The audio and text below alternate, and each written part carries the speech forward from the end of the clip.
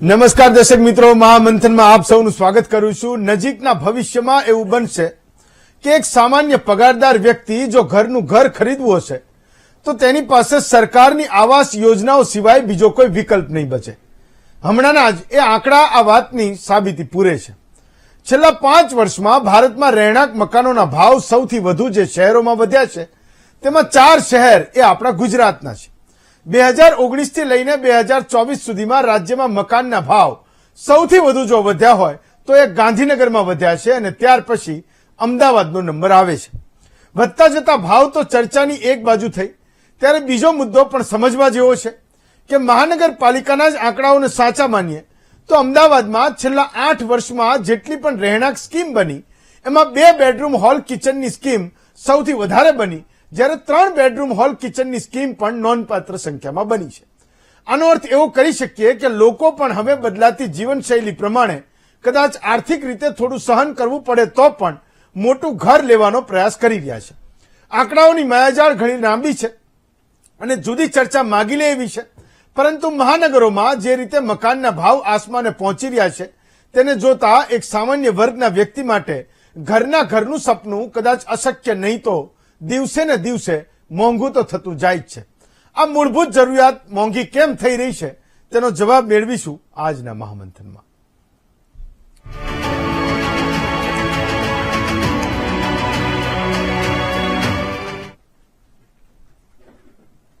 તો દેશના સૌથી મોટા 2 વિષય, પહેલો વિષય એ અર્થતંત્ર અને બીજો વિષય એ રાજનીતિ, રાજકારણ। તો એવું કહે છે કે મધ્યમ વર્ગનો માણસ એ સરકારોને બનાવે છે, સરકારોને વિખે છે અને એ સરકારોની સાથે પોતાના સપનાઓને એ જોતો હોય છે અને બનાવતો હોય છે કે હું આ 5 વર્ષ, 10 વર્ષ, 15 વર્ષ, 20 વર્ષ એ સરકારની નીતિઓની સાથે હું આવી રીતે રહીશ અને હું આવી રીતે મારું જીવનયાપન કરીશ। બીજો સવાલ એ પણ છે કે જ્યારે દર મહિને જીએસટીના આંકડા આવે અને સરકાર એવું કહે કે આ 2 લાખ કરોડથી વધારે જીએસટી આવી, એ એટલા પૈસા એ સરકારની તિજોરીમાં આવ્યા, તો એમાં સૌથી મોટો ફાળો જેનો છે, સૌથી મોટી જેની ભૂમિકા છે 2 લાખ કરોડના આંકડાને સ્પર્શવામાં, એ આ દેશનો એ મધ્યમ વર્ગ છે। એ મધ્યમ વર્ગમાં કોણ કોણ આવે? તો એ નોકરિયાત વર્ગ છે, જે વ્યવસાયી છે, જે ઇન્ડિવિજ્યુઅલી કંઈક પોતાની કળાના આધારે, પોતાના હુનરના આધારે જે કંઈ કમાય છે એ પણ છે। નાનો વેપારી છે, નાનો ધંધો કરનારો માણસ છે, તો એ મધ્યમ વર્ગની સ્થિતિમાં આવે છે। આપણે ત્યાં એવું કહીએ છીએ કે 50%થી વધારે મધ્યમ વર્ગની સંખ્યા છે અને છતાં પણ એનો કોઈ અવાજ નથી, એનો કોઈ ચહેરો નથી, એ આપણને સીધી રીતે એની સમસ્યાઓ એ ક્યારેય દેખાતી નથી।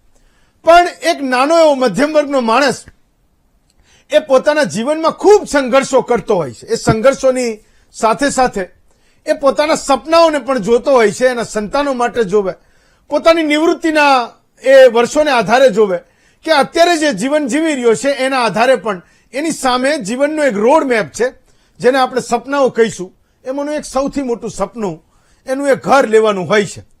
તો આપણા ગુજરાતમાં તો એ રીતે ઘણી બધી સારી સ્થિતિ છે। હમણાં એક નોઈડાના મિત્રને મળવાનું થયું હતું, એણે વાતમાં મેં વાત કરી અને સવાલ પૂછ્યો કે તમારું ઘર ક્યાં છે? એણે એવું કીધું કે હું અત્યારે તો ભાડે રહું છું, પણ મેં 2020માં એક ઘર, એ ફ્લેટ એક બુક કર્યો હતો, 1 વર્ષ પછી હજી એનું પોઝેશન મળવાનું છે। એટલે મને આશ્ચર્ય થયું કે 4 વર્ષથી બુક કર્યું હતું અને એ છે એક 2 BHK નો ફ્લેટ અને હજુ પણ 1 વર્ષ એના પોઝેશનને લાગશે। મેં કીધું 5 વર્ષ કોઈ મકાનના પોઝેશનને હોય ખરા? તો એણે એવું કીધું કે તમને કેમ એ વાતની નવાઈ લાગી રહી છે કે એક ફ્લેટ મેં બુક કર્યો અને 5 વર્ષે એનું મને પોઝેશન મળે ને તમે અહીંયા અમદાવાદમાં બેઠા બેઠા કેમ એટલા બધા આશ્ચર્યવાચક શબ્દો એ મને પૂછી રહ્યા છો? કેમ તમને નવાઈ લાગે છે કે એક ફ્લેટ એ કોઈ બિલ્ડર પાસેથી મારે લેવાનો છે, તેનું 5 વર્ષે એ મને પોઝેશન આપશે? મેં કીધું આ ખરેખર નવાઈની વાત છે કે એક મધ્યમ વર્ગનો માણસ જેણે 50 લાખનું, 60 લાખનું એક મકાન લીધું, 20, 25, 30 લાખ રૂપિયાની એને લોન લેવાની છે, ક્યાંકથી એને 10, 12, 15, 20 લાખ રૂપિયા એને જોડવાના છે। આટલી બધી મૂડી લગાવ્યા પછી જો એને 5 વર્ષે મકાન માટે રાહ જોવાની હોય તો મને પોતાને તો આશ્ચર્ય લાગે છે। એણે મને સિનારીઓ પૂછ્યો કે અહીંયા કેવું હોય છે? મેં કીધું કે અહીંયા તો હું વાત કરીશ તમને, પણ તમે મને એવું કહો કે 5 વર્ષ સુધી રાહ કેમ જોવાય? એ 50 લાખની 60 લાખની મૂડીનું થાય શું? એનું વ્યાજ કોણ ભરે? એણે કીધું કે અમારે ત્યાં 5 વર્ષે કોઈ બિલ્ડર તમને મકાન આપી દે તો ખૂબ મોટી વાત છે. ખરેખર એ બિલ્ડર વિશે લોકો એવી વાત કરે કે 10 જણને રેફરન્સ આપે. મેં ફલાણા ભાઈ પાસેથી કે ફલાણી કંપનીમાંથી એક મકાન બુક કર્યું હતું, એ 2 BHK નો ફ્લેટ એને મને 5 વર્ષે આપી દીધો, મને એનું પોઝેશન આપ્યું. તો મેં કીધું એવું થાય કેમ? તો એનું એ કહેવું હતું કે એ આખા રિજનમાં, રાધર ઉત્તર પ્રદેશ લખનૌમાં પણ, કે એ બિલ્ડરો ખૂબ મોટા ક્રિકેટર્સ અને સેલિબ્રિટી જે ફિલ્મોમાં કામ કરતા હોય, જે જાણીતો ચહેરો હોય એને એન્ડોર્સ કરે, સેલિબ્રિટી તરીકે એને પસંદ કરે, એનું કેમ્પેન કરે. 2 વર્ષ 3 વર્ષ એ નાના માણસે એમાં પૈસા રોક્યા અને પછી એ પૈસા ચાવ કરીને જતા રહે, બિલ્ડર ઉઠી જાય. તો મેં કીધું એનું શું થાય પછી? તો એનું કહેવું છે કે સરકારોમાં લડે, અહીંથી ત્યાં ધક્કા ખાતા હોય ને કાં એ કોર્ટોના શરણે જાય. ઘણા બધા કિસ્સાઓમાં કોર્ટ એ રહેવાસીઓના ફેવરમાં, એ મધ્યમ વર્ગના માણસના ફેવરમાં એ ચુકાદા આપતી હોય છે. તો મને કે હવે તમે તમારી વાત કરો. મેં કીધું કે અમારે ત્યાં કોઈ પણ વ્યક્તિ એ 2 બેડરૂમ હોલ કિચનનું મકાન લેવા માંગે તો એ બિલ્ડરને પહેલા એ સવાલ પૂછે ક્યારે પોઝેશન આપશો. કોઈ એવું કહે કે 3 વર્ષે આપીશું, મોટે ભાગે પેલો ના પાડે. 3 વર્ષ તો બહુ કહેવાય. હું 30 લાખની લોન લઉં તો મારું એ લોનનું વ્યાજ પણ ચડે, હપ્તો પણ મારે ભરવો પડે, સામે પક્ષે હું ભાડે રહું છું, તો હું આ બધું એ મેનેજ નહીં કરી શકું, ભેગું નહીં થાય. તો 2 વર્ષ 2.5 વર્ષ અમારે ત્યાં બહુ છે. ગમે એટલી મોટી સ્કીમ હોય, એ બિલ્ડર 2 વર્ષે 2.5 વર્ષે પોઝેશન આપે તો જ એ સામેનો માણસ ખરીદવા તૈયાર થાય. મેં કીધું અમારે ગુજરાતમાં એ ઘણી બધી સારી સ્થિતિ છે. પણ સવાલ એ છે કે આપણે એ બિલ્ડરની જાતને આપણે હંમેશા એક કઠેડામાં ઉભો રાખીએ છીએ. આપણને કોઈ એવું કહે કે અમારે ત્યાં આ સ્થિતિ છે ત્યારે આપણને ખબર પડે કે આપણે ત્યાં સારા લોકો છે. ઘણા બધા લોકો એવું કહે કે નિરક્ષર લોકો આ ફિલ્ડમાં આવી ગયા છે. સૌરાષ્ટ્રના લોકોને ખાસ લોકો ખૂબ અપખોડે છે. ઘણી બધી વાર કોઈ પ્રેક્ટિસ કરતા પણ હશે, પણ જયારે આવી બધી વાતો સાંભળીએ તો આપણને એવું લાગે કે હજુ બિચારા સારા છે. આપણે એવું કહીએ ક્યાંથી આ બધા પૈસા લાવો છો, તો શારાનાનો પાર્ટનર ગણાવે, 10 પૈસાનો પાર્ટનર ગણાવે, 5 પૈસાનો પાર્ટનર ગણાવે. છેલ્લે કંઈક નથી મેળ પડતો તો એ વાયરિંગ વાળો જે છે, જેને એ સ્કીમમાં કામ કર્યું છે, એકાદું મકાન એને દઈ દે. ક્યાંક એવું પણ બને કે સિમેન્ટ વાળાને ક્યાંક બાકી રહી ગયા હોય તો એને પણ દેન સળિયા વાળો એ સ્કીમમાં 2 મકાન એ પોતાના ધરાવતો હોય. કંઈ નહીં તો કલર વાળો તો એકાદું કલર વાળાનું તો હોય જ, તે બાકી રહી ગયું હોય. પણ એક સામાન્ય માણસ સાથે, એ સામાન્ય માણસ સાથે ક્યારેય ઠગાઈ નથી થતી. એ હું માનું છું ખૂબ આશીર્વાદની વાત છે. આપણે અહીંયા એ સમજવાની જરૂર છે. આજે હું એ વાતને સ્વીકારું પણ છું કે આટલા 20 વર્ષોમાં મેં ક્યાંય એવા ટોળા જોયા નથી કે આ બિલ્ડર એ અમારા પૈસા લઈને જતો રહ્યો. તો એક સારી વાત છે.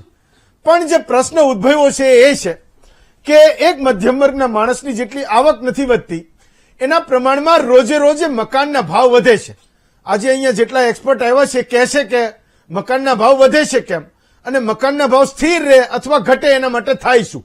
અમે ઘણી બધી વાર એવા સમાચારોને લખીએ છીએ, ક્યાંક કે બિલ્ડર એસોસિએશનના લોકો મોકલે, ક્યાંક સરકાર કોઈ ટેક્સીસની વાત કરે કે આ ટેક્સ અમે ઘટાડવાના છીએ, તો અમે એવું મથાળું મારીએ છીએ કે હવે મકાનનું સપનું પૂરું થશે અને મકાનના એ ભાવ છે એ મકાન હવે સસ્તું થશે. મધ્યમ વર્ગનો માણસ જો મકાન ખરીદવા માંગતો હોય તો હવે સસ્તું મકાન મળશે. પણ ક્યારેય આ આટલા વર્ષોમાં મેં જોયું છે કે શહેરોમાં એ મોટા મોટા મકાનો બને, પેલા 10 માળના બનતા હતા, હવે 25 માળ સુધી બનવા માંડ્યા, પણ મકાન ક્યારેય સસ્તું થતું નથી. પણ કોરોના પછી એક ટ્રેન્ડ એ વધ્યો છે કે લોકોને 2 BHK નું મકાન છે એમાંથી મોટું મકાન એ લેવું છે. સામે પક્ષે બિલ્ડર જે બાંધનારો વ્યક્તિ છે એને પણ નાના મકાનો બાંધવા એ પરવડતા નથી. આમાં કદાચ સરકારનો રોલ આવે છે કે જમીનો એટલી જબરજસ્ત મોંઘી થઈ રહી છે, સામે પક્ષે મટીરિયલના ભાવ એ ખૂબ વધી રહ્યા છે, તો એ 60-70 લાખમાં મકાન ન વેચે તો એ બનાવી જ ના શકે, કોઈને વેચી જ ના શકે સ્થિતિ આવી છે. એવા સમયે ચિંતા એવા લોકોની કરવાની છે કે સરકારના ક્રાઇટેરિયામાં કંઈ ફિટ નથી બેસતા કે એને LIG MIG નું મકાન મળે. ક્રાઇટેરિયામાં ફિટ બેસે છે તો પણ એ સરકારી મકાન બનીને એને મળતું નથી. જ્યારે સરકાર એવું કહે છે, નિર્મલા સીતારમણે ગયા બજેટમાં એવું કીધું હતું કે 2 કરોડ મકાન એ સરકાર આવનારા વર્ષોમાં એ દેશમાં બનાવશે. આપણે ત્યાં પણ સરકાર એ મોટા મોટા આંકડા આપે છે, પણ સૌથી મોટો સવાલ એ છે કે એ ક્રાઇટેરિયામાં ફિટ થતો હોવા છતાં એ માણસને સરકારી મકાન મળે છે કે નહીં. આપણે ત્યાં એફોર્ડેબલ હાઉસિંગની એક બહુ જ મોટી વ્યાખ્યા એ થઈ રહી છે. જ્યારે એફોર્ડેબલ હાઉસની કોઈ એક ખાલી નામ સાંભળે, આ બે શબ્દો સાંભળે તો એના મનમાં એ થાય કે મારું સપનું પણ પૂરું થશે, કારણ કે એફોર્ડેબલ હાઉસિંગ એ અહીંયા બાંધનારા લોકો, સરકાર બધા ભેગા મળીને બનાવી રહ્યા છે. તો એફોર્ડેબલ હાઉસિંગ છે શું? 45 લાખથી નીચેના મકાન એ એફોર્ડેબલ હાઉસિંગની એ વ્યાખ્યામાં આવે છે. 100 વાર 110 વારનું જે મકાન છે એ એફોર્ડેબલ હાઉસિંગની વ્યાખ્યામાં આવે છે. હવે એ મકાનો ઓછા બને અને મોટા મકાનો વધારે બને છે, તો આ ચર્ચવાનું એ પણ છે કે શું ખરેખર અમદાવાદ, ગુજરાતનો મિડલ ક્લાસ એ 60 લાખ 70 લાખ મકાનને એફોર્ડ કરી શકે છે? ભલે એ મકાનના ભાવ રોજે રોજ વધે છે, છતાં પણ રોજે રોજ નવા મકાનો બને છે, ખરીદનારા લોકોની સંખ્યા પણ કેવી રીતે વધી રહી છે. બીજો મોટો સવાલ એ પણ છે કે ક્યાંક આપણને દેખાતું હોય કે જ્યારે પણ અમદાવાદમાં 4-6 મહિને નવો આવનારો માણસ છે એને એ અમદાવાદની સ્કાયલાઇન એ બદલાતી દેખાય. એસજી રોડે જાય તો એને ખબર પડે કે અહીંયા તો જયારે આવ્યા ત્યારે મોટું મેદાન હતું, અત્યારે આ 10 માળના ટાવરની કોઈ સ્કીમ બની રહી છે. તો એવું એટલે પણ થાય છે કે બ્લેક મનીનો સૌથી મોટો ફ્લો એ રિયલ એસ્ટેટમાં આવે છે. આપણને બધાને ખબર છે, જે લોકો પાસે કાળા પૈસા જનરેટ થાય છે એ પૈસા આમાં નાખે છે. બિલ્ડર પણ એવું સમજે કે મારે અધિકારીઓને ક્યાંક પૈસા આપવાના થાય તો રોકડા આપવાના થાય, કોઈ જમીનના લોચા ક્યાંક હોય એને સમાધાન કરવાનું થાય તો એ પૈસા પણ એને રોકડામાં આપવાના થાય. જમીનનો માલિક પોતે એવું વિચારે કે મારે કેપિટલ ગેઇન ટેક્સ ના ભરવો પડે, મને એ પૈસા રોકડામાં મળે. તો માર્કેટમાં તમને ગમે એટલી મંદી દેખાય પણ મકાનો એ રોજ નવા બને છે, સસ્તા થવાનું નામ લેતા નથી. આપણે ભલે કહીએ કે મકાનો સસ્તા થશે, સરકાર એવું કહે કે સળિયામાં સિમેન્ટમાં અમે ટેક્સ ઘટાડશું, બહુ બૂમો ઉઠે તો, બહુ બધા લોકો લખે ને છાપે તો થતું એવું નથી. એ ત્યાં તો ઘટાડે છે ટેક્સ, માનો કે ઘટા પણ ખરા, કોઈ સ્કીમ આપી પણ ખરી, પણ એ મકાનોના ભાવ એ ઘટતા નથી.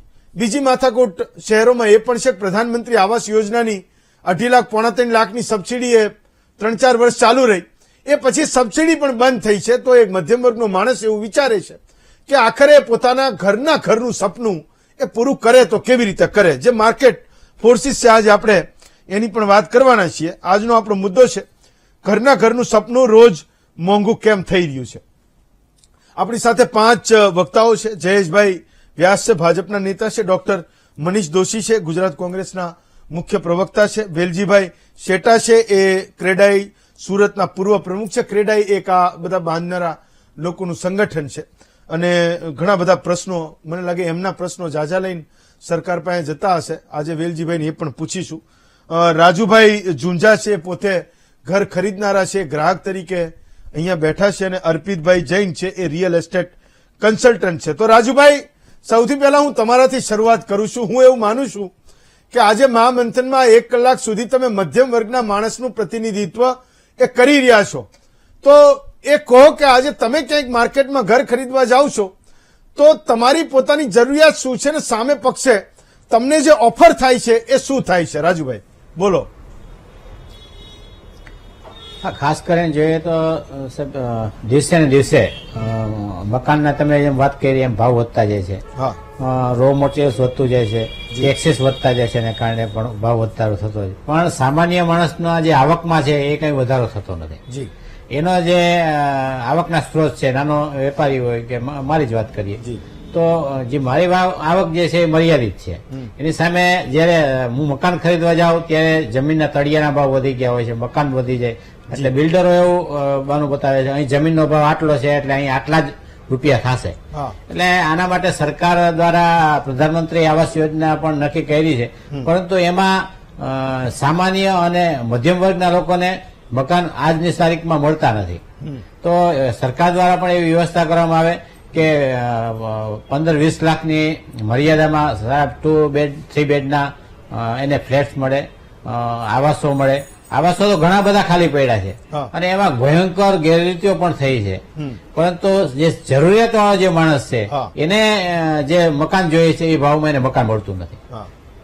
વેલજીભાઈ, તો એક સામાન્ય માણસનો મત તો એવો જ છે કે તમે આ 18% વધ્યા અને 20% ભાવ વધ્યા, તમે કોઈ બિચારો તમારે ત્યાં જોવા આવે 2 BHK ફ્લેટ, તમે બ્રોશર આપો ને પછી એવું કહો કે આ જુલાઈની 30મી સુધી તમે બુક કરાવી દીધું તો ભલે, બાકી હું 1 સ્ક્વેર ફીટે 100 રૂપિયા એ વધારવાનો છું, તો અત્યારે તમે લેશો તો તમને સસ્તું પડશે. તો એવા કયા માર્કેટ ફોર્સિસ હોય છે કે દિવસે ના વધે એટલા રાતે એ મકાનોના ભાવ વધી રહ્યા છે? મારો બીજો સવાલ એ છે કે 70 લાખ 75 લાખથી નીચે ક્યાંય મકાનો બનતા નથી, તો શું ખરેખર ગુજરાતમાં એટલા બધા લોકો ખરીદનારા વધી ગયા છે કે મોટા મકાન ખરીદી જ લે છે ને તમે રોજે રોજ બનાવી જ રહ્યા છો? વેલજીભાઈ.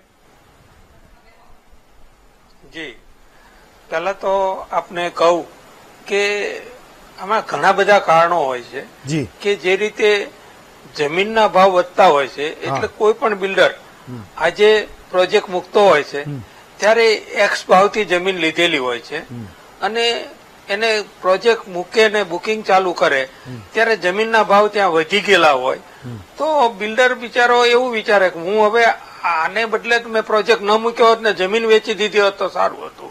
હવે જયારે એ પ્રોજેક્ટ મૂકે છે, બાંધકામ કરે છે, ત્યારે એ નવા ભાવથી ગણતરી મૂકે છે એટલે એ લોકો પણ ભાવ વધારતા હોય છે એને ધ્યાનમાં લઈને.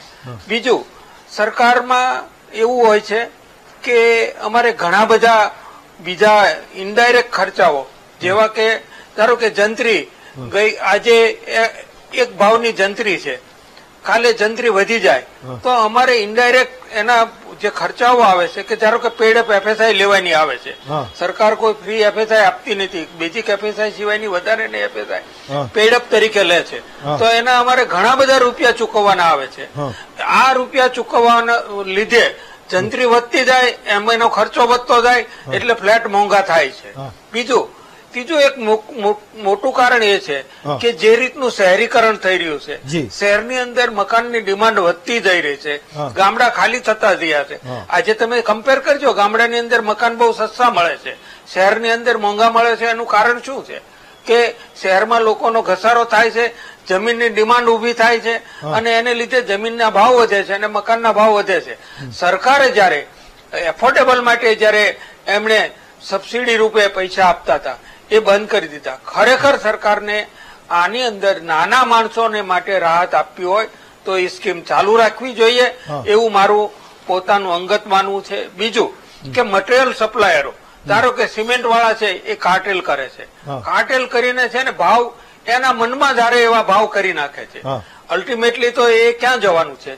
કન્સ્ટ્રક્શન મોંઘું થવાનું છે. કન્સ્ટ્રક્શન મોંઘું થશે તો એ અલ્ટિમેટલી તો ત્યાં ગ્રાહક ઉપર જ માર પડવાનો છે. એટલે આવા બધા ઘણા બધા કારણો હોય છે. આ જીએસટી સરકાર દરેક જગ્યાએ પોતાની સરકારની કમાણીનું વિચારતી હોય છે, સાથે સાથે એને એ વિચારવું જોઈએ કે નાના માણસો માટે કઈ સ્કીમ જાહેર કરીએ કે જેથી કરીને એ લોકોને સસ્તા મકાન મળી રહે. કોઈ પણ વ્યાપારી હોય કે એમ સપોઝ કે બિલ્ડર છીએ તો બિલ્ડર તો બિલ્ડરને એક નફાને માર્જિન ધ્યાનમાં રાખીને જ કામ કરવાનો છે. જો એ નફો નહીં મળે તો અમે કોઈ કામ કરવાના નથી. આ સત્ય હકીકત છે. સરકારે આના માટે જાગૃત થવું જોઈએ અને એના માટેની સ્કીમો આપવી જોઈએ. એટલે વેલજીભાઈ, તમે એવું કહો છો કે તમારે ઘણા બધા ખર્ચા કરવાના હોય, જંત્રી એમ કે સરકાર વધારી દે, 10 વર્ષે વધી આપણે ત્યાં, અને વધી તો એટલો બધો કકડાટ થયો કે એમાં તે બધી પાછી ઠેલવવી પડી. હવે ક્યાંય રાતોરાત જંત્રી વધારે એવી સ્થિતિ બની છે, તો ખર્ચા હોય છે શું? મટીરિયલ બરાબર રાતોરાત જ તેને ડબલ જંત્રી કરી નાખી, જંત્રી ડબલ કરી નાખી. આજે ધારો કે મેં કોઈ જમીન લીધી છે એની અંદર હું બાંધકામ કરવા જવાનો છું, મારો પ્લાન મંજૂર થતા 6 મહિના 8 મહિના કે 10 મહિના ખબર નથી કે ક્યારે પ્લાન મંજૂર થશે. એ સમયની જંત્રી વધી જાય તો પેડ વધુ ભરવાની આવવાની છે. એટલે મેં કીધું કે 10 વર્ષે એકવાર. ઓકે વેલજીભાઈ, આ એ પ્રશ્ન પર પણ આવીશ. અર્પિતભાઈ, મને તો એ સમજાવો કે આ બધું તમે લોકો બધાને કન્સલ્ટ કરતા હો છો કે આ વિસ્તારમાં લેવું ને આટલું લેવું ને આ ફ્લેટમાં લેવું ને પેલી સ્કીમમાં ના લેવું, પણ વાસ્તવમાં એક મધ્યમ વર્ગનો માણસ તમારી પાસે આવે છે તો એની શું જરૂરિયાત લઈને આવે છે, શું કહે છે?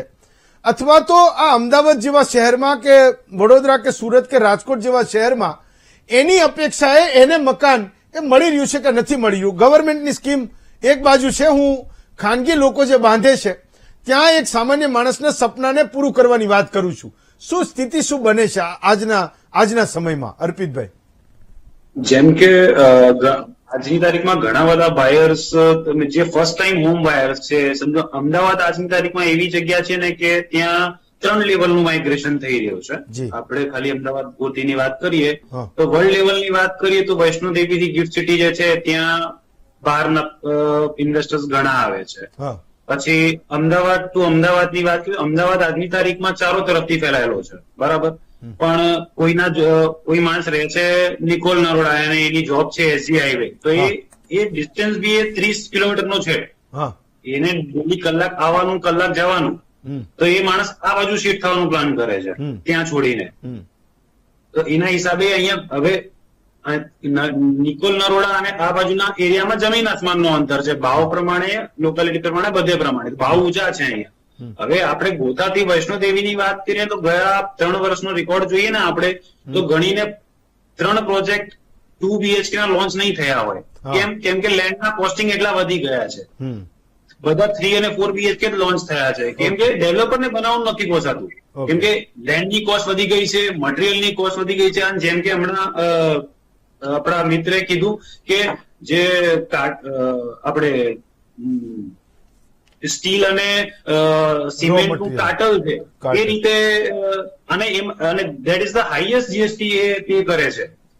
ઓકે. જે મટીરિયલ આવે છે એના ઉપર બી જીએસટી સૌથી વધારે છે. 18 અને 28% સ્લેબ છે એમાંથી જીએસટી નો. તો એ કોસ્ટિંગ આવે છે ક્યાં? એ કોસ્ટિંગ જાય છે તો એન્ડ યુઝરના ખીચામાંથી જ. તો આ બધા ઘણા બધા એવા પોઈન્ટ છે. અને બીજું કેવું છે કે જમીન એવી વસ્તુ છે જેનો પ્રોડક્શન થતો નથી. જી. અને માણસ જ્યાં સુધી માણસ પેદા કરવાનો છે ને પ્રોપર્ટીના ભાવ ઘટવાના નથી. પણ અફોર્ડેબિલિટી જે છે ને, જેમ હમણાં નાવિક ફ્રેન્કનો લગભગ 2 મહિના પહેલાનો એક એ છે સર્વે કે એમને ઓલ ઇન્ડિયા સર્વે કર્યો હતો કે અમદાવાદમાં સૌથી વધારે અફોર્ડેબિલિટી છે. આપણે બીજા સિટીથી કમ્પેર કરીએ તો અફોર્ડેબિલિટી છે, પણ એ અફોર્ડેબિલિટી માણસને પોસાવી તો જોઈએ ને. હા, એટલે એ આંકડામાં દેખાય કે આ અફોર્ડેબિલિટી છે, પણ એ ખિસ્સાને ના પરવડે. સમજો હું કેમ કે એની ઇન્કમ વધે તો એ લઈ શકે. હા, એના ઉપર પણ ચર્ચા કરીએ. મનીષભાઈ, એક સવાલ તો હું એ કરતો હતો કે રાધર એ તમને પણ એવું જ હશે કે હું એ જ કરીશ કે મધ્યમ વર્ગનો માણસ પણ આફ્ટર ઓલ દરેક પોલિટિકલ પાર્ટીનો એ વોટર છે. તમે એના માટેનું તો કોઈ આંદોલન કરતા નથી. આ સરકારને કહો ભાઈ આ કાર્ટેલ કેમ કરો છો? ભાઈ એવું તો છે નહીં કે તમે મહામંથનમાં આવ્યા ને તમને ખબર પડી સિમેન્ટ વાળા કાર્ટેલ કરે, સળિયા વાળો કાર્ટેલ કરે છે અને મોંઘું પડે છે. છેવટે એક મધ્યમ વર્ગના એ પરિવાર ઉપર એનો બોજ આવે છે. જીએસટી વધારે લે છે તો એવું તો નથી કે આપણે અહીંયા જ ચર્ચા કરીએ ને જીએસટી વધારે લે છે. એ વાત તમારે પણ કરવી જોઈએ કે ભાઈ કેમ તમે જીએસટી ઓછો નથી કરતા. જે તે વખતે લાગુ થયો ત્યારે 28% શરૂઆત થઈ હતી. દબાણ કરતા કરતા કરતા બધું 12% પહોંચ્યું. લોકો 5%ની માંગ હજી કરે છે, હજી કંઈ થયું નથી. ક્યાંક સ્ટેમ્પ ડ્યુટીમાં પણ જે રીતે સરકારની તિજોરીઓ એ સ્ટેમ્પ ડ્યુટીથી ભરાય છે, પણ એ આખો બોજ જે છે એ મધ્યમ વર્ગના માણસની કેડ પર છે. તો એ ધીમે ધીમે ઝૂકતો બિચારો હાવ જમીન સુધી પહોંચ્યો છે અને એ એવી રાહ જોવે છે કે એની વાત એ કોઈ કરે. મનીષભાઈ. હેમંતભાઈ, ઘરનું ઘર એ સૌનું સ્વપ્ન હોય છે. શહેરી વિસ્તારમાં આવનારો માણસ એ ગ્રામ્ય વિસ્તારમાંથી અનેક સપના લઈને શહેર તરફ આવતો હોય છે. એનું સ્થળાંતર છે, એના બાળકને ઉજ્જવળ ભવિષ્ય મળે, એને ધંધો રોજગાર મળે અને એમાંથી એના પરિવારનું ગુજરાન ચાલે ને એનું ઉજ્જવળ ભવિષ્ય બને. લોકો ખેડૂત હોય તો ખેતી કરતો હોય તો એક ભાઈ શિફ્ટ થાય, ધીમે ધીમે ભવિષ્યમાં આગળ વધશે. બીજો હોય તો ભણવાના કારણે ક્યાંક શિફ્ટ થયો હોય અને ઉજ્જવળ ભવિષ્યમાં એ આગળ વધતો હોય, પરિવારનું કલ્યાણ કરતો હોય. મારે એ વાત એટલા માટે અત્યારે 2 પાર્ટમાં કરવી છે. એક સૌથી મોટો પાર્ટ કે આ મકાનની આખી મોડાલિટીને સમજવા જેવી. ઘરનું ઘર 2012ની અંદર કોંગ્રેસ પક્ષે એક પ્રોજેક્ટ મૂક્યો હતો, આખા દેશમાં ચર્ચાતો વિષય હતો ઘરનું ઘર. અને એના કારણે અમને સંપૂર્ણપણે રાજકીય દ્રષ્ટિકોણની દ્રષ્ટિ કરતા અમે એને સંપૂર્ણ અભ્યાસ કરીને કઈ રીતે પ્રોજેક્ટને અમલમાં મૂકવો એના માટે અમે એ વાત લોકો સુધી લઈ ગયા હતા. કોંગ્રેસની સરકારની અંદર housing board, slum clearance board, Halpati આવાસ યોજના અને ઘરધારના પ્લોટ આવી 4 એ ફ્લેગશિપ પ્રોગ્રામની જેમ ગુજરાત આઝાદ થયું ત્યારે સરસ મજાનું ગુજરાતની સ્થાપના થઈ. અને ગુજરાતની સ્થાપના થઈ ભેગી જે કોંગ્રેસની સરકાર આવી ધીમે ધીમે લોકો માટેની વિવિધ યોજના મૂકી. ગ્રામ્ય વિસ્તારમાં ઘરધારના પ્લોટ મળે એના આવકના પ્રમાણમાં, અને એની સાથે ઇન્દિરા આવાસ યોજના મૂકી અને હળપતિ આવાસ યોજના, સ્લમ ક્લિયરન્સ બોર્ડ ને હાઉસિંગ બોર્ડ આવ્યું. હાઉસિંગ બોર્ડની એક ગૌરવ સાથે મારે કહેવું પડે આપના માધ્યમથી, આખા ગુજરાતના લોકોને પણ આશ્ચર્ય થાય. રોજનો 1 રૂપિયો ભરો અને તમે તમારું મકાન લઈ જાઓ. એટલે કે 366 રૂપિયાનો હપ્તો તે સમય હતો વર્ષમાં. 366 રૂપિયા. સ્વર્ગસ્થ સનતભાઈ મહેતાને સલામ મારવી પડે કે તે સમયે એમને આ વિશ્વની અંદર એફોર્ડેબલ હાઉસિંગનો અભ્યાસ કરીને તે સમયે એમને ગુજરાતમાં વ્યવસ્થા લાવ્યા હતા અને એની ઘણી બધી લોકો 1.5 રૂમનું રૂમ રસોડાનું મકાન, એમાંથી અનેક લોકો ગુજરાતના 2 સચિવ એવા જેનું નામ હું નહીં લઉં, રિટાયર થયા, એ લોકો પેલા સૌથી પહેલા હાઉસિંગના મકાનમાં રહીને એના પરિવારનું કર્યું ને. ગુજરાતમાં ડેપ્યુટી પેલા પોતે મામલતદાર હતા અને ધીમે ધીમે એ સચિવ તરીકે રિટાયર થયા. એની અનેક લોકો એમાંથી જીવન પોતાના પરિવારનું લાવ્યા. વાત એ છે સૌથી મોટામાં હાઉસિંગની બધી જુદી જુદી ચર્ચા થઈ, પણ કેમ મકાનના ભાવ વધે છે?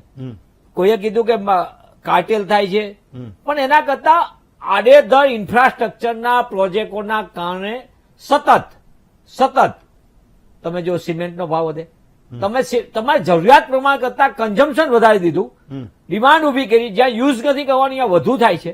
ધારો કે તમે મેક્સિમમ તમે જુઓ તો આપણે એક જ ખાલી અમદાવાદની અંદર આશ્રમ રોડ ઉપરનો બ્રિજ છે, આશ્રમ રોડ ઉપરની બ્યુટી ખલાસ કરીને બ્રિજ બન્યો. એ બ્રિજની અહીંયા જરૂરિયાત નહોતી એવું આજે પણ કોર્પોરેશનના અધિકારીઓ પણ માને છે.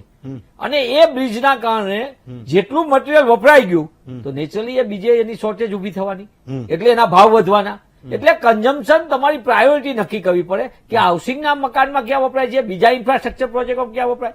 જ્યારે ગુજરાતની અંદર કોંગ્રેસનું શાસન હતું ત્યાર પછી હાઉસિંગ બોર્ડ જયારે બંધ થયું અને બંધ કરવામાં આવ્યું, હું બંધ કરવામાં આવ્યું એવું શબ્દ વાપરીશ ત્યારે, અને એના કારણે ત્યારે 800 એકર જમીન એમની પાસે હતી. કેટલી? આખા ગુજરાતમાં હાઉસિંગ બોર્ડ આગળ 800 એકર જમીન હતી. અને એને જે તે સમય હવે એફોર્ડેબલની વ્યાખ્યા શું? એફોર્ડેબલ હોય અને એની સાથે સાથે એની સિમ્પ્લિફિકેશન ઓફ ડિઝાઇન. હવે 4 પ્રકારના મકાન, સસ્ટેનેબલ મકાન તો હોવા જોઈએ, પણ ઈડબ્લ્યુએસ, એલઆઈજી ને MIG, low income group, middle income group, જેની તમે વાત કરો છો. પણ તમે જુઓ કે ઈડબ્લ્યુએસ ના મકાનો બને છે જરૂરિયાત પ્રમાણે, જે માણસના ગરીબ લોકોને મળે, એના તમે 8 માળિયા 12 માળિયા બનાવો, એનું મેન્ટેનન્સ તો થતું નથી, થવાનું નથી. ત્યાં લિફ્ટ ને બીજા ખર્ચા નથી થવાના, ત્યાંની હાલત તમે જો સફાઈના નથી, ઉપરાંત ત્યાં મેન્ટેનન્સ ને એના પ્રશ્નો છે. અનેક બાબતો વચ્ચે જે વાત આવી મધ્યમ વર્ગની, મધ્યમ વર્ગ સતત એવું ઈચ્છે છે કે એને મળવું જોઈએ, નિશ્ચિતમાં મળવું જોઈએ. તો કેના માટે? તમે કન્ઝમ્પશન ઓફ મટીરિયલનું સરકારે પ્રાયોરિટી નક્કી કરવી પડે કે કયા પ્રોજેક્ટો ઉપર આડેધડ વધતા જતા શહેરીકરણમાં આડેધડ જે બ્રિજીસ બને, આડેધડ બીજા બધા બને, એના કરતા પ્રાયોરિટી માણસના ઘરની અલગ વસ્તુ હોય છે. જરૂરિયાતો અહીંયા બ્રિજ બનાવવો પડે, જરૂરિયાતો અહીંયા બીજા બાંધકામો કરવા પડે, પણ દરેક પ્રોજેક્ટો રાતોરાત બ્યુટિફિકેશનના નામે આડેધડ જે શહેરીકરણ થાય અને એ બ્યુટિફિકેશનના નામે સિમેન્ટ, એના નવા પ્લાન, એ બધું વપરાય અને એના કારણે મટીરિયલના માર્કેટ વધી રહે. મારી છેલ્લી વાત એમાં ઉમેરીશ, પછી મને બીજા પાર્ટમાં કહેજો. પણ સૌથી મોટામાં એફોર્ડેબલ હાઉસિંગનો પ્રશ્ન કેમ આવ્યો? સરકારની અત્યારે યોજનામાં જયેશભાઈ કહે છે કે સરકાર આ યોજના કરે, તે યોજના કરે, પણ તમે જોયું છે કે 49 લાખનું હાઉસિંગનું મકાન બને, 59 લાખનું મકાન બને. તમે ક્યાં એમઆઈજી આવ્યો, ક્યાં એલઆઈજી આવ્યો? એમઆઈજી માટે 6 થી 12 લાખની છે લિમિટ, એમઆઈજી 2 માટે 12 થી 18 લાખની રાખી છે. તમે એ તો અને હાઉસિંગના 100% પેમેન્ટ તમારે ઓલાથી કરવાનું, કારણ કે તો નિયમ પ્રમાણે 18 લાખ. અને એના પછી પણ પરિસ્થિતિ શું? મારી વ્યક્તિગત રીતે વિનંતી છે કે મકાનના જે ભાવ વધ્યા છે એની સાથે સાથે પ્રોજેક્શન પણ ઓવર થયું છે. સરકારે એક વ્યવસ્થા માટે પ્રાઇસ સ્ટેબિલિટી જેવી વ્યવસ્થા કરવી જોઈએ. જેમ આપણે અન્ન નાગરિક પુરવઠા માટે પ્રાઇસ સ્ટેબિલિટી કરીએ છીએ, એમ આના માટે પણ પ્રાઇસ સ્ટેબિલિટી જેવું કઈક વ્યવસ્થા ગોઠવ મિકેનિઝમ કરવી જોઈએ. કારણ કે પ્રોજેક્ટેડ ને આડેધડ શહેરીકરણમાં જે ભાવનું પ્રોજેક્શન કરવામાં આવે છે, અહીંયા એવા પ્રોજેક્ટો, એટલી મોટી વાતો થાય. ધારો કે તમને હું અત્યારે એક કહું, ગિફ્ટ સિટીના નામે કયો, ગિફ્ટ સિટીનું હમણાંનું ઉદાહરણ એટલા માટે દઉં છું, તાત્કાલિક છે એટલા માટે. ગિફ્ટ સિટીના નામે એટલી મોટી જાહેરાતો થઈ, એટલી મોટી ઇન્ટરનેશનલ ફાઇન ટેક્સ, ગમે મને, હું ગુજરાતી તરીકે મને ગમે કે મારા રાજ્યની અંદર ફિનટેક સિટી આંતરરાષ્ટ્રીય, પણ અહીંયા જે પ્રકારના ભાવ 2 વખત વધાર્યા, જમ્પિંગ કરવામાં આવ્યું અને અચાનક હવે ડેવલપમેન્ટ પ્લાન પડતો મૂકી દીધો. ભલે પૈસા તો મોટા માલે તું જા ના કેટલા, પણ એમાં નાનો માણસ પણ સલવાનો ને. જે માણસને 35 લાખનું મકાન મળવાનું હતું ગાંધીનગર ગિફ્ટ સિટીની આજુબાજુ, એને 55 લાખ ને 85 લાખ સુધી પહોંચી ગયા મકાન. હવે એને તો લઈ લીધું, એને લોનો લઈ લીધી, એના કારણે મિડલ ક્લાસને જે આ હિડનના ખેલમાં થાય છે, પરિપત્રોના નામે, ઝોન પરિવર્તનના નામે, રૂટીન પરિવર્તનના નામે, એના કારણે બહુ મોટો પ્રશ્ન. બાકી જંત્રી બંત્રી કરતા મોટા પ્રશ્નો તો આ છે કે જેના કારણે પ્રાઇસ સરકાર પોતે જ ઊંચી કરવા માંગે. સરકારની નીતિને નિયત સાફ હોવી જોઈએ કે તેમને જમીન સાથે જોડાયેલા લોકોનું હિત જોવું જોઈએ, જમીન સાથે ગોઠવાયેલા લોકોનું નહીં. મનીષભાઈ, આ ગિફ્ટ સિટીની તમે વાત કરી તો નાનકડા એવા મકાનને 1-1 કરોડ રૂપિયા છે. આપણે તો એમના માટે વાતે નથી કરવી ને આપણે એ બાજુ જોવું નથી. આપણે આજે બિચારા 30-40 લાખ ત્રણ પ્રકારના વાળા છે. ગિફ્ટ સિટીના અંતરના પણ અંદરના એના ભાવ- 3 કિલોમીટરની હું સમજો એ તમે જે કીધી એ વાત. 35 લાખનું મકાન તમારી આજુબાજુના લોકોને, હું એવા અનેક પણ એ લોકોને જોશે ઓળખું છું. નહીં લોકો એ નહીં, બાજુ. હું અનેક લોકોને ઓળખું હા. છું જે મિડલ ક્લાસના પીડીયુમાં અને આજુબાજુની સારી ચલો, ઇન્સ્ટિટ્યુશનમાં એ મોંઘું થઈ છે. ગયું હવે. એ લોકોને 35 લાખના મકાન જે મળતા હતા 5 વર્ષ પહેલા, એ મકાન અત્યારે 65 લાખ ને 85 લાખ એ એફોર્ડેબિલિટી પૂરી થઈ ગઈ. જયેશભાઈ, Exactly. તો સવાલ એક એ છે કે મનીષભાઈ કીધું કે ભાઈ કોંગ્રેસની સરકાર આ મકાન બનાવ્યા હતા, પછી ભાજપની સરકાર આવી, એને પણ એક નીતિ બનાવી કે ભાઈ લો ઇન્કમ ગ્રુપને આપશે, જે આર્થિક રીતે નબળા પરિવારો છે એને આપશે, LIG, MIG એવી બધી ઘણી બધી સ્કીમ બનાવી. પણ મારો સવાલ એ છે, જે અમદાવાદના પરિપ્રેક્ષ્યમાં કહું છું, રાધર ગુજરાતના પરિપ્રેક્ષ્યમાં કહું છું કે EWS માં એ ફિટ થતો નથી, એને ત્યાં એ લેવું નથી. ભાઈ ઓકે, 35-40 હજાર રૂપિયાની એક ઇન્કમ કમાય છે, એને નથી જવું ત્યાં. LIG, MIG માં એને જવું છે, એ મકાન એને પરવડે છે, 20, 25, 30 લાખ રૂપિયા એ ગમે એમ કરીને ખર્ચ કરી શકે છે, પણ એનો એ ડ્રોમાં વારો નથી આવતો. તો સરકારી જે એફોર્ડેબિલિટીની વાત છે કે પરવડે એવા મકાન સરકાર બનાવીને આપશે, લોકો હવે એ બાબતની ચિંતા ન કરે, તો એમાં એક સૌથી મોટા સંકટના વાદળો મેં કીધું એ છે કે એનો વારો નથી આવતો. બીજી બાજુ જે વેલજીભાઈએ કીધું કે ક્યાંક એ કાર્ટેલ બનાવનારા લોકો જેના પર સ્ટ્રાઇક થવી જોઈએ થઈ શકતી નથી, અને છેવટે એ મધ્યમ વર્ગના માણસની કેડ ભાંગે એટલા ભાવ એ આપણા ગુજરાતમાં ધીમે ધીમે વધી રહ્યા છે. મોટા મકાન ખરીદનારા છે એની ચિંતા એ આપણે કરતા નથી. હું એવા લોકોની વાત કરું છું જે ગામડાઓમાંથી આવે છે, અહીંયા સંઘર્ષ કરતા કરતા એ પોતાનું જીવન ગુજારે છે, એના સંતાનો માટે સપનું જોવે છે, અને ઘરનું સપનું એ જોવે છે. એવા લોકોની ચિંતા કરવાનું કહું છું. સરકારના ધ્યાનમાં આ વાત છે કે નથી? જયેશભાઈ, આજની આ ચર્ચા અત્યાર સુધી તમે પણ વિષયને ખૂબ સરસ રીતે મૂક્યો, તંદુરસ્ત રીતે દરેક વ્યક્તિને જે પોતાને લાગ્યું હોય એ વિષય તે મૂક્યો છે. બે વસ્તુનું ધ્યાન દોરવા મને એક વખત તમારી શરૂઆત જ મને પાછી એમની કહેવાની વાત મને યાદ આવે છે કે જે રીતે તમે વિષય મૂક્યો કે દિલ્હીના બિલ્ડર એટલે કે નોઈડાનું કોઈનું તમે વાત કરી કે બિલ્ડરને એમનો અનુભવ અને ગુજરાતના, આ હું ગુજરાતના આપણા સમગ્ર પ્રદેશ, આપણી નીતિમત્તા અને સમગ્ર ગુજરાતીઓ એમના માટે અભિનંદન છે. હું માત્ર ભારતીય જનતા પક્ષની વાત નહીં કરું, પરંતુ સંપૂર્ણતઃ આખી જે આપણી વ્યવસ્થાઓ એને ચોક્કસપણે અભિનંદન ગણાય. બીજી વાત કે માનનીય નરેન્દ્રભાઈએ ગુજરાતની શાસનની ધુરા સંભાળ્યા પછી આપણે જોઈએ છે કે પૂર્વ અને પશ્ચિમના વિસ્તારોનો હંમેશા એક પ્રકારનો મોટો ફાસલો રહેતો હતો. આ અંતરને નજીક લાવવાનું, અંતરને ઓછું કરવાનું જેને કામ કહેવાય, એ નરેન્દ્રભાઈના પ્રયત્નોથી થયું છે. મને બે વસ્તુ ભાઈ મનીષભાઈ પણ વાત કરી, એ મને અલગ રીતે હું એને વિષયને મૂકવા માંગીશ કે ઇન્ફ્રાસ્ટ્રક્ચરના જે ડેવલપમેન્ટ, જે વિકાસ પૂર્વ અને પશ્ચિમ, ન કેવળ અમદાવાદ પણ અમદાવાદની આપણે વાત કરી, આપણે બધા ગુજરાતના બધા નગરોમાં થયું છે, પરંતુ નિકોલ કે નરોડાના રહેલા જે વિસ્તારો ત્યાં આપેલું ઇન્ફ્રાસ્ટ્રક્ચર, જે એ જ ઇન્ફ્રાસ્ટ્રક્ચર આપણને એસપી રિંગ રોડ કે SG હાઈવે ઉપર જોવા મળ્યું. આ બધે જ સંતુલિત વિકાસ કરવાને કારણે એ ઇન્ફ્રાસ્ટ્રક્ચર ન માત્ર સિમેન્ટનું કે હોય, એ ટ્રાન્સપોર્ટેશનનો વિષય પણ હોય, ત્યાં નવા મકાનો બનતા હોય, EWS ની જે તમે ચર્ચા કરી, આજે કોર્પોરેશન દ્વારા મુકાતા પ્લોટ ઉપર એનું જે બાંધકામ થાય છે એની ગુણવત્તા, વર્ષો પહેલા થતી ગુણવત્તા, આ બંનેનો તફાવત પણ જોવો જોઈએ. હાઉસિંગ બોર્ડના મકાનોની પૂર્વકાળની જે સ્થિતિ હતી એ ગુજરાતના દરેક જે અત્યારે સિનિયર સિટીઝન હશે કે મધ્યમ આયુના હશે એ દરેક એને કમ્પેર કરી શકે છે. મને બરાબર યાદ આવે છે કેશુભાઈની સરકાર પછી પ્રફુલભાઈ બારોટ ગુજરાત હાઉસિંગ બોર્ડના ચેરમેન હતા, એ વખતે ગુણવત્તા આધારિત મકાનો બનાવવાનું શરૂ થયું. તે ત્યાર પછી જયંતિભાઈ બારોટ હોય કે સુરતવાળા અમારા ધારાસભ્ય ત્યારે હતા વિવેકભાઈ હોય, આ બધાના સમયગાળાની અંદર બરાબર નજીકથી આ બધી પ્રક્રિયાઓ જોઈ છે, અને એ બંધેલા મકાનોની સ્થિતિ, તેની ઉપરના એક બાજ નજર અને એના કારણે વિકસિત થયેલા ગુજરાત હાઉસિંગ બોર્ડના મકાનો પણ જનતા બરાબર એને જુએ છે.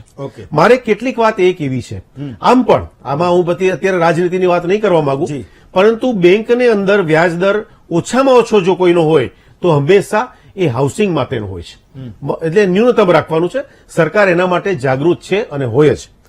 બે ત્રણ મુદ્દા માટે ધ્યાન રાખવા માંગુ છું. ગુજરાતમાં પ્રધાનમંત્રી આવાસ યોજના હેઠળ નરેન્દ્રભાઈ 2015માં શહેરી આવાસ યોજના માટે એનો વિષય મૂક્યો અને 2016માં ગ્રામીણ માટે મૂક્યો. હું માત્ર ફિગર આપણે કહેવા માંગીશ કે પ્રધાનમંત્રી આવાસ યોજના અંદર રાષ્ટ્રની વાત નહીં, આપણે ગુજરાતની વાત કરીએ. 8.52 લાખ આવાસોનું નિર્માણ કાર્ય કરવામાં આવ્યું. ઓકે.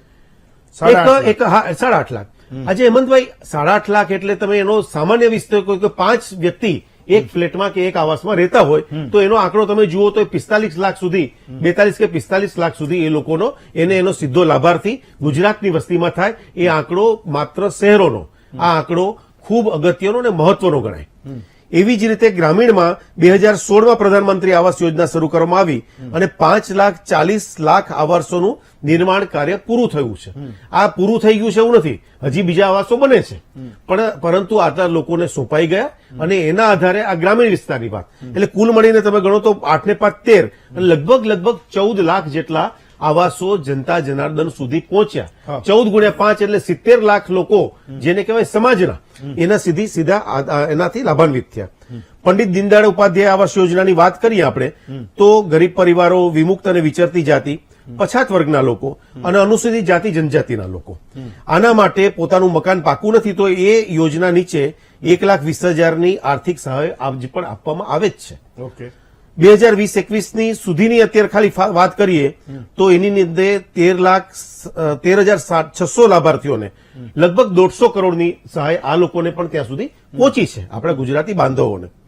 ડોક્ટર બાબા સાહેબ આંબેડકર આવાસ યોજનાની વાત કરીએ તો અનુસૂચિત જાતિના ઘરવીણા લોકો હોય એમને 19,051 લોકોને આર્થિક સહાય પહોંચી છે. મારે હવે 2-3 વાત અલગ રીતે કરવી છે. અત્યાર સુધી એફોર્ડેબલ હાઉસિંગની નીચે પણ જે લોકોનો લાખો લોકોને સુધી આ ભાવ એ લોકોનો સુધીનો એમને સહાય પહોંચી છે. હવે મારે જુદી વાત કરવી છે. આ તો હું સરકાર દ્વારા થયેલા કામોની આપણે યાદી આપું છું.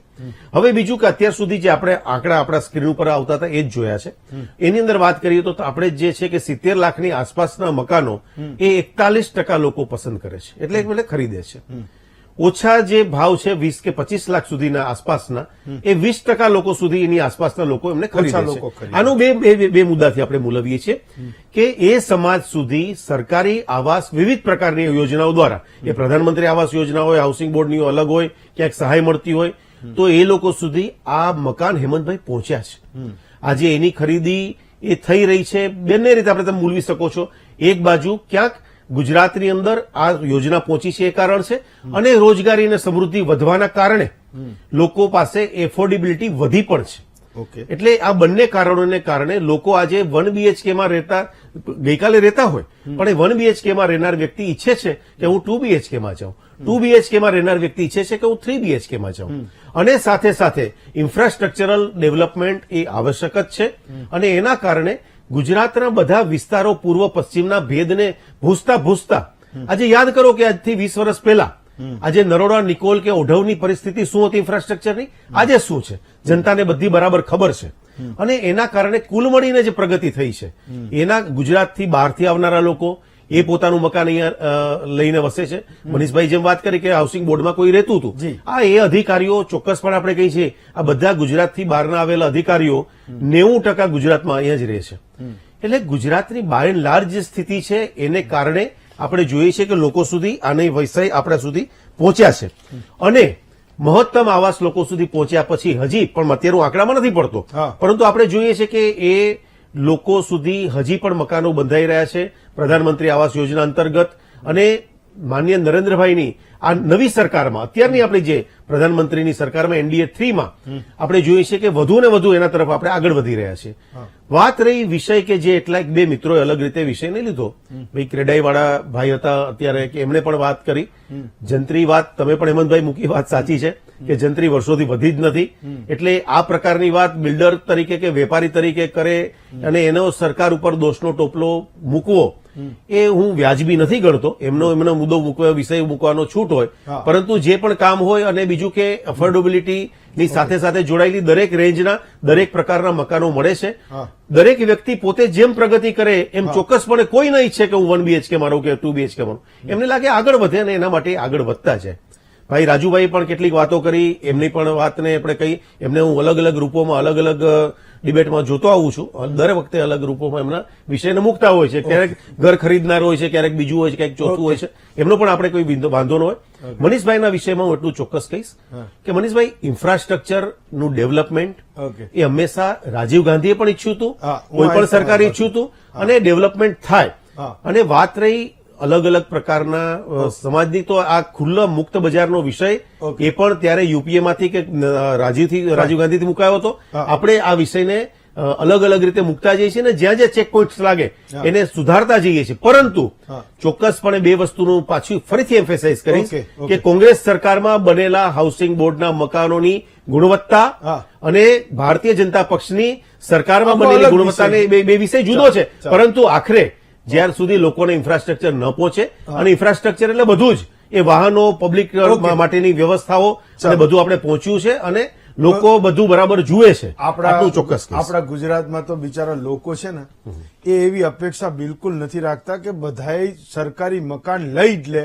એ છે કેટલાક કરુબાજ લોકો જે કેટલાક નથી એ ક્રાઇટેરિયામાં ફિટ આવતા, તો પણ ડ્રોમાં જાય છે અને લાગી જાય છે, અને કંઈક ભાડે પણ એ ચડાવી દે છે. લોકો એની આવક ઉભી કરવા કરે છે, પણ બહુધા વસ્તી એ નથી ઈચ્છતી. એ શું ઈચ્છે છે કે જ્યારે એ પોતાના સપનાનું એ ઘર જોવે છે કે ભાઈ અહીંયા હું એને રહેવું પસંદ કરીશ, તો એના ખિસ્સાને પરવડે ક્યાંક કોઈ જેટલું પણ છે એ બધું ભેગું કરીને એક મકાન ખરીદવામાં ન નાખવું પડે, અને ક્યાંક એનું પણ જીવન ચાલતું રહે, અને સાથે મકાનનું સપનું પણ પૂરું કરે, એટલું જ માત્ર ઈચ્છે છે. ક્યાંક એ સરકારનો રોલ આવતો હોય તો એ પણ ક્રેડાઈ જેવા ઓર્ગેનાઇઝેશન, હું આવું વેલજીભાઈ તમારી પાસે પણ તમારો રોલ આવતો હોય તો પણ, અને ક્યાંક આ સિમેન્ટવાળા મોટા જે ધનના શેઠો છે એમનો ક્યાંક રોલ આવતો હોય તો પણ, માત્ર એટલું છે કે એનું એક નાનકડું એવું સપનું એ ઘરનું પૂરું થાય. એક બ્રેક લઈએ, બ્રેક પછી પાછા આવીએ.